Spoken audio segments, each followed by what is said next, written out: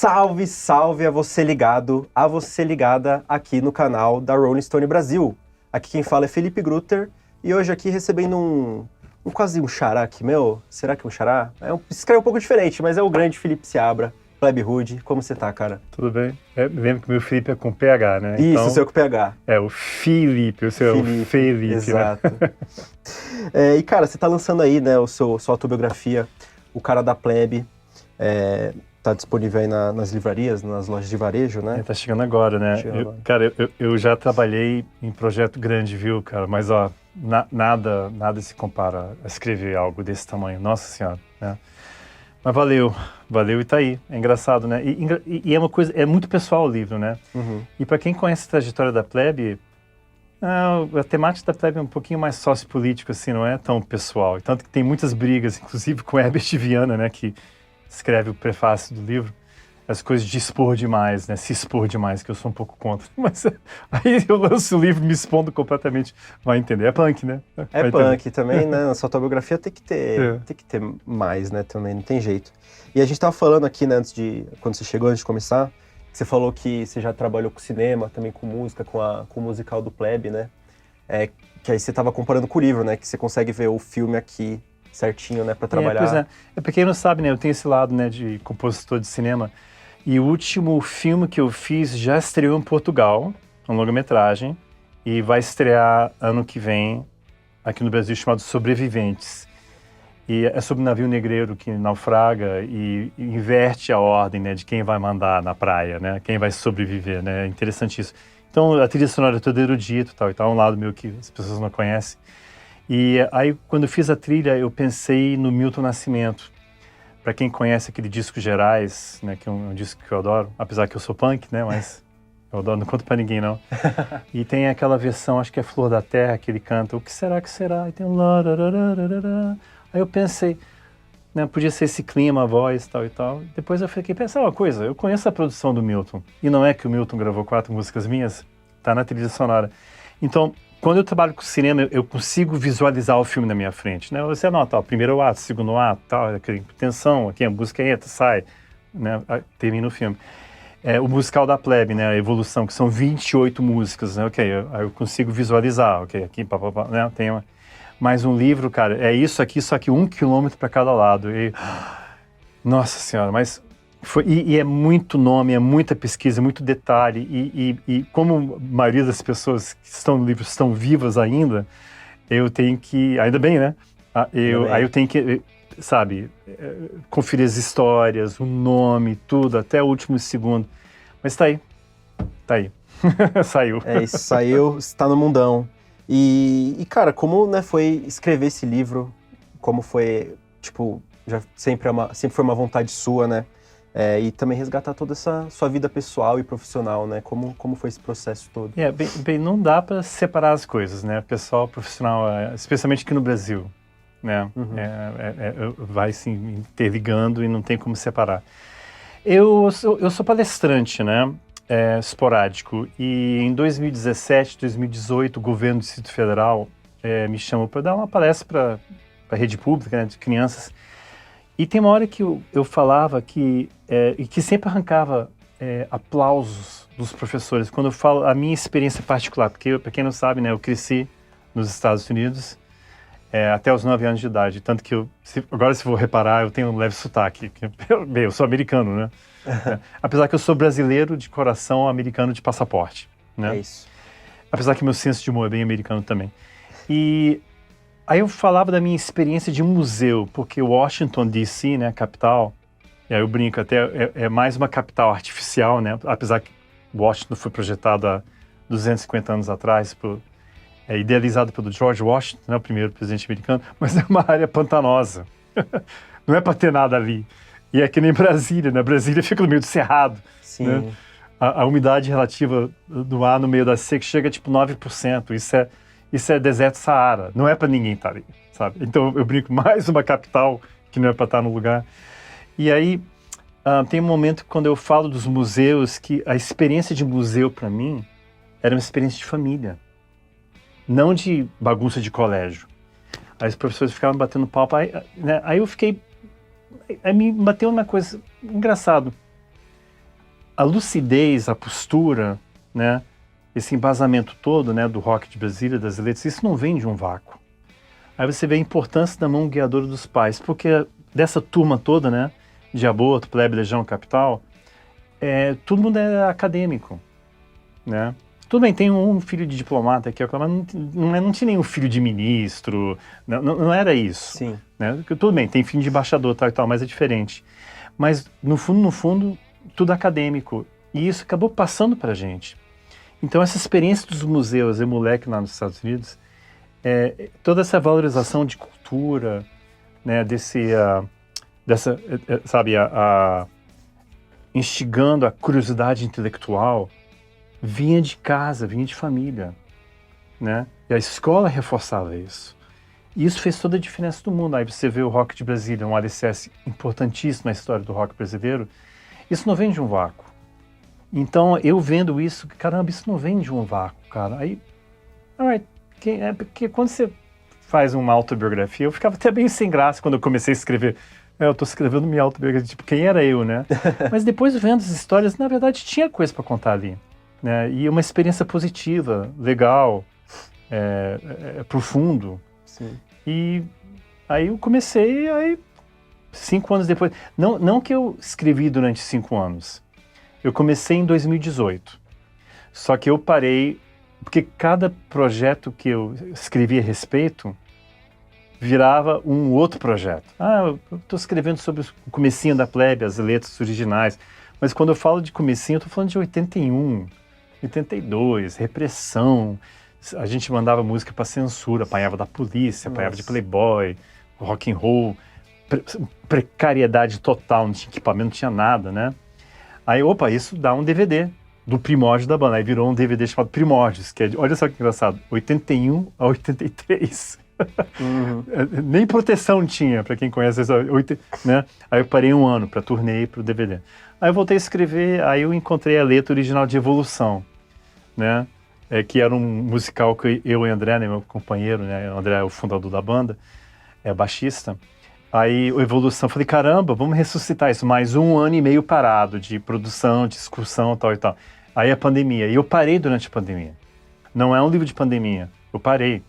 E a grande tragédia é que eu tinha terminado o livro em fevereiro de 2020. Parece piada, né?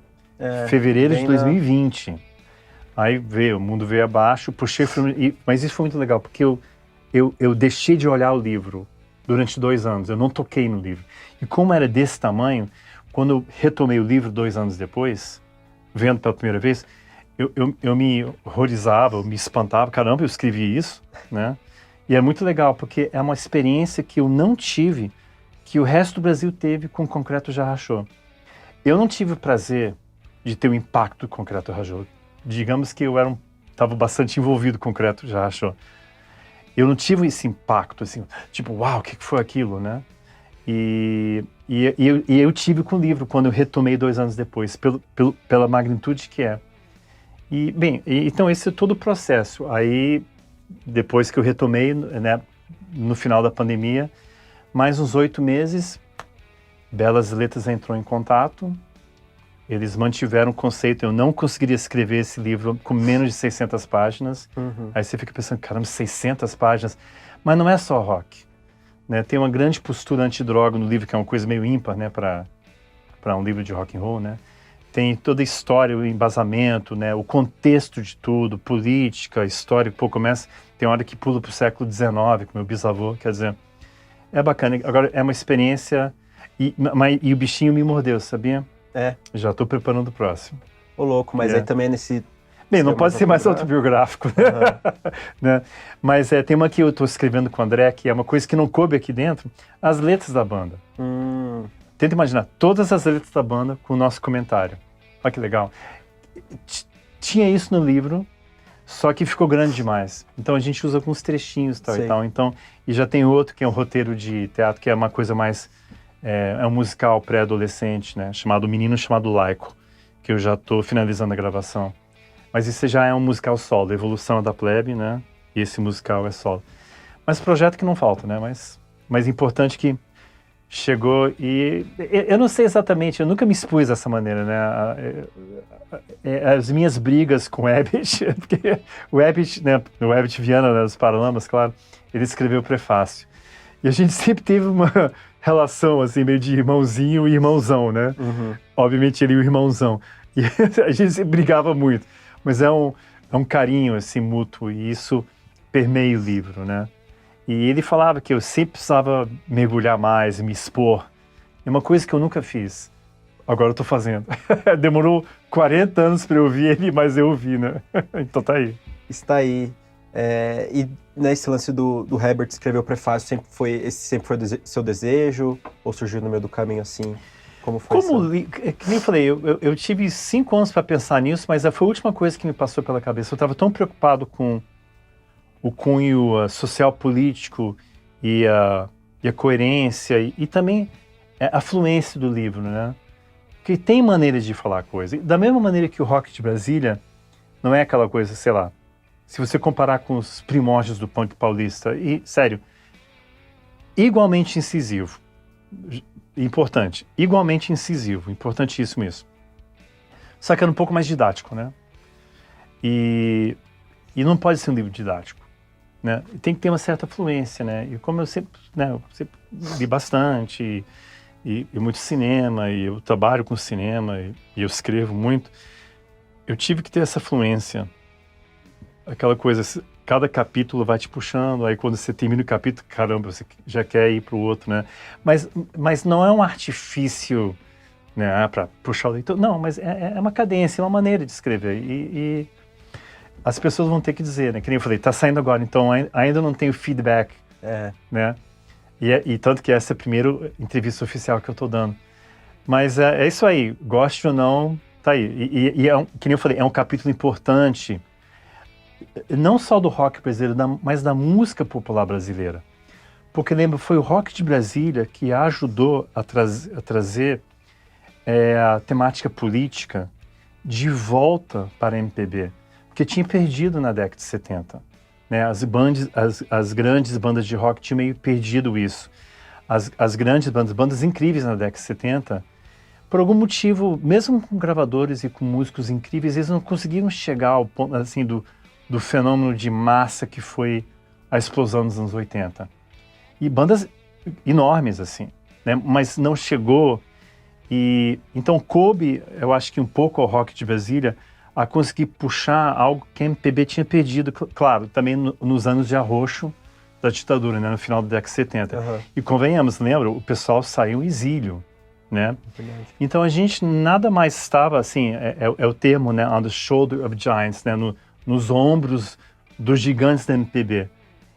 E mesmo com um breve ato, a partir de 83, 84, quando as bandas começaram a despontar e gravar em 85, né, com a explosão do rock brasileiro, conseguiram devolver esse discurso para dentro da arte, né? Mas não de uma maneira didática. Porque aí fica pedante, imagina, eu odeio o governo, abaixa tudo, abaixa a corrupção.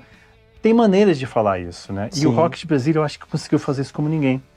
Tanto que ressoa, até hoje, olha os documentários que foram feitos, filmes, longa-metragens, até eu virei personagem de cinema num desses filmes. Sabe, em retrospecto, você pode analisar, sim, foi um movimento do rock de Brasília. E você vê o alicerce, né, o rock do Rio, o rock de São Paulo e o rock de Brasília. E as três vértices acabam se encostando, né, formando o que a gente conhece como o rock da década de 80. E foi justamente por ter sido em Brasília, naquele momento, espaço-tempo, que fez essa juventude, né, claro, propelido pelos pais, né, acadêmicos, instigando, claro, a curiosidade intelectual a fazer esse movimento. Mais uma vez falando, isso não vem de um vácuo. Né? Não mesmo. Mas também foi uma geração muito forte nessa de Brasília, que foi muitas bandas surgiram de lá e conquistaram o Brasil também, né? E cara, né, esse lance das biografias, também no seu caso é autobiográfico, mas elas estão ganhando, especialmente de músicos, estão ganhando muita popularidade, especialmente no cinema. Já pensou em trazer a história do Kleber assim pro cinema? Quem poderia te interpretar? Um Brad Pitt da vida, assim? Bem, quem eu queria que me interpretasse é o Giannichini, mas eu acho que não é. A agenda dele tá cheia, E eu acho que ele não conseguiria se passar por um menino de 14 anos. Bem, é interessante, porque é uma história meio ímpar, né? Porque Sim. foi um lugar inusitado, né? Para você ter um movimento desse em Brasília. Mas olhando para trás, nem tanto. Porque, lembra, Brasília foi projetado por uns idealistas, né? Que meio que queriam forjar uma utopia no centro do Brasil, né? Atendendo o chamado, né, de JK, de poder povoar o centro do Brasil. Ótimo, até aí tudo bem. Só que a experiência de crescer em Brasília naquela época, você está crescendo numa cidade que ninguém nasceu. É muito louco isso. Eu cheguei em Brasília com 9 anos de idade. A cidade tinha 16 anos de idade. Quer dizer, eu estou crescendo numa cidade que tem quase a minha idade. A não ser que você tinha nascido no ano 0 em Roma, algo assim. É uma experiência ímpar, cara. Isso é muito louco. Super. Então, quando você estava tentando se encontrar como adolescente, né, se encontrar como pré-adolescente, a cidade estava entrando na adolescência. E oxalá se eu soubesse que verbo era irregular. A gente acabou dando a característica cultural para Brasília. Né? E a gente colocou Brasília no mapa cultural brasileiro. É muito louco isso quando você for pensar a respeito. Ninguém tinha nascido, né? O Fê, né, do Capital, não nasceu lá. O Renato Manfredini nasceu no Rio. Eu nasci em Washington. O André, fundador da Plebe, nasceu em Curitiba. É muito louco isso, né? Então, a gente meio que encontrou o nosso caminho através de duas coisas. Através, mais uma vez, né, propelido pela curiosidade intelectual, através do pouco que a cidade oferecia pra gente. Você está em Brasília, agora, né, a banda já começando, né, começou em 81, eu estava com 14, eu sou caçula, inclusive. Se vacilar, eu sou caçula da geração 80, né? E a cidade não tinha nada, mas aí que tá. Mais uma vez, quando não tem, cria-se, né? Sim. E a gente não ficava de braços cruzados, né? Longe disso, não tinha, sei lá, não tinha roupa legal, a gente pegava camisas sociais e pintava, pronto. Não tem festa legal, a gente parava o carro numa quebrada, né? Abria a porta, né? Abria o som, abria o vinho, pronto, a gente tinha festa, né? Não tinha banda legal, a gente começou a montar as próprias bandas. Então, criou-se um movimento meio do nada, mas pela necessidade de criar uma adolescência com alguma aparência de normalidade. O Renato ficava cantando, na época do aborto, né, tédio com T bem grande para você. Eu falei, não, eu falava para o Renato, não, é urgência com U maiúsculo, né? Uhum. Então, era urgência. E você põe isso, né, no meio desse caldeirão, todas as embaixadas. Então, através das embaixadas, a gente conseguia livros e fitas e discos quase que em real time. Caramba. Eu lembro que o disco do Depeche Mode foi lançado na Inglaterra, uma semana depois já estava com o disco, antes de qualquer pessoa em São Paulo, né? A gente conseguia isso, né? Eventualmente ajudar a importar instrumentos para a gente. Você tinha as embaixadas, né? As mostras de cinema, porque iam poucos filmes para lá. Uhum. Aí você tinha as mostras de cinema. Aí, sei lá, você tem Truffaut na Embaixada da França, né? Pasolini na Embaixada da Itália, né? Buñuel na Embaixada da Espanha. E a gente ia lá, mas não é um intuito assim de chegar lá segurando um copo de dry martini na mão, sabe? Com o dedo para cima. Eu faço e aconteço. Não. Era para nutrir a gente, essa curiosidade, né? Mais uma vez falando, eu acho que se você me perguntar assim, eu vou me repetir, isso não vem de um vácuo. Super. Então, eu sou muito agradecido por ter tido essa experiência, assim, de Brasília. E foi Brasília, eu acho que o grande... para todas as bandas, o coadjuvante mesmo é Brasília. E em todos esses filmes feitos a respeito, né, Faroeste Caboclo, eu fiz a trilha sonora, né, que eu faço isso também. a trilha sonora do Faroeste Caboclo, tem o Somos Tão Jovens, né, que é a turma, né, que aí eu brinco, né, que eu tinha pedido Genichini para fazer meu papel. Né? Tem um documentário da Plebe, chamado A Plebe é Rude. Teve agora o Eduardo e Mônica, que também é mais ou menos da mesma época, né? Tem todas essas histórias. Sim. Nossa, tem filme feito a respeito, né? E Brasília é tão importante nisso, né? Eu falava isso pro Renato, eu chamo de Manfredini, né? Eu falava isso, ou melhor, Manfredo, né? Eu chamava de Manfredo. Eu falava pro Manfredo, cara, se estivesse em qualquer outro lugar no Brasil, provavelmente a gente tinha esse senso de urgência, lógico, né? Se você tem um ímpeto assim, artístico, ele vai se manifestar de um jeito ou de outro. Mas por ter sido em Brasília, naquele momento, espaço-tempo, saiu do jeito que saiu. E teve ressonância até hoje, cara. Até hoje eu tô, né? É incrível, né? Incrível mesmo.